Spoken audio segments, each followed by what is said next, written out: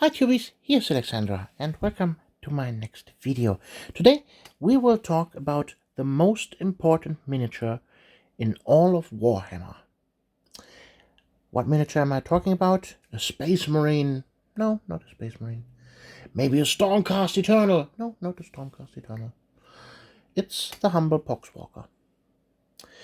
The Pox Walker is a cheap chaff unit of the army Death Guard, and it's a zombie-like miniature ridden with pox and horns and mutations and tentacles. And why do I think this miniature is important? Well, this miniature is what I so call my comfort food of painting. Many people loathe painting poxwalkers because they have to paint hundreds and hundreds of those to actually feel the Death Guard army, and they loathe them. They really don't want to paint them. But I think the all the flack that the poxwalkers get is well, not well deserved, because the poxwalker is a really nice miniature with lots of details and surfaces that you can train yourself on without having to fear to, in so quote, ruin a miniature. Because, well, like I said before, you will field them in rows of hundreds of miniatures if you play so big games.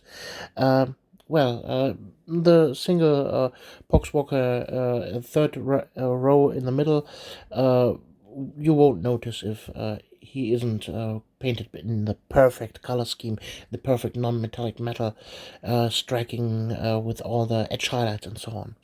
You can rush the paint job however you want, or you could take your time with the Poxwalkers. So, myself, I am painting every miniature one at a time.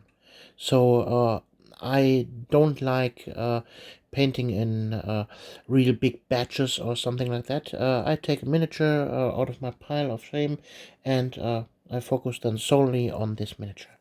And the Poxwalker is for me, like I said, comfort food. It is a miniature that can be painted relatively fast. So normally I take about 20 minutes for a single Poxwalker to paint. And let's show you some of the most recent Poxwalkers I have painted here. Ta-da! And what I really like about them is the fact that you can really train yourself on different skin tones. So, for example, here, those two Poxwalkers have totally different skin tones. One is green, the other one is brownish skin tone, I would say, more like a Mediterranean skin tone, where this here is more of a yellowish hue, and here we have a more grayish brown hue on the skin tone. So you can experiment with different kinds of skin tones, and they are still a cohesive force. Also, the Poxwalker has the benefit that you can train yourself on all kinds of surfaces.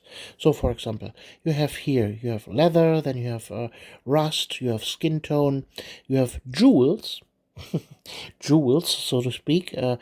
All the pox you can train to paint jewels and diamonds and stuff. You have eyeballs that you can train on. You have horns that you can train yourself on.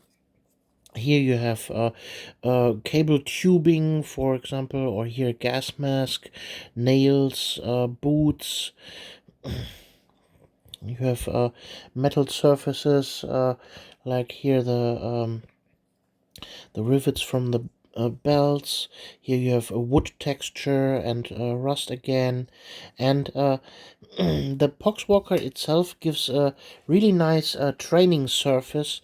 So they are your training wheels for painting purposes, and I really, really love them for that.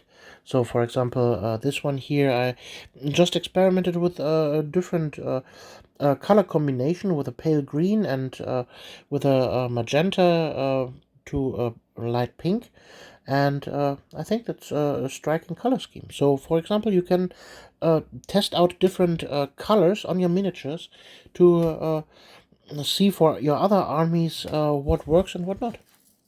So let's go over the step by step how I actually paint my Pox Walkers. So this is here the first stage, so to speak. I prime my miniatures. I use mostly white primer, but for this one here I give a little spritz of black primer and then white from top. And then what I do is I grab a whole bunch of contrast paints and I slap them on however I feel like. For example, here I slapped on some reds and greens and brown tones, and well, with this method we can get a different colored base from that we can work on.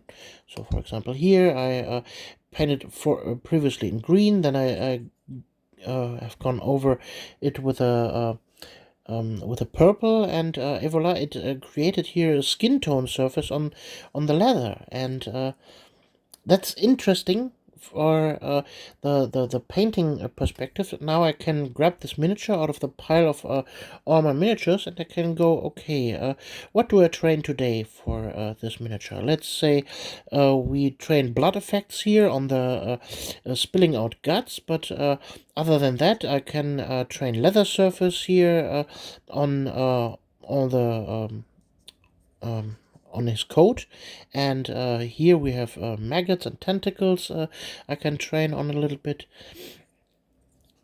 And for example, on this miniature we have here different metal surfaces. Here these robot hands, we have tentacles again, a robot head, and here I could totally train non-metallic metal if I so desire.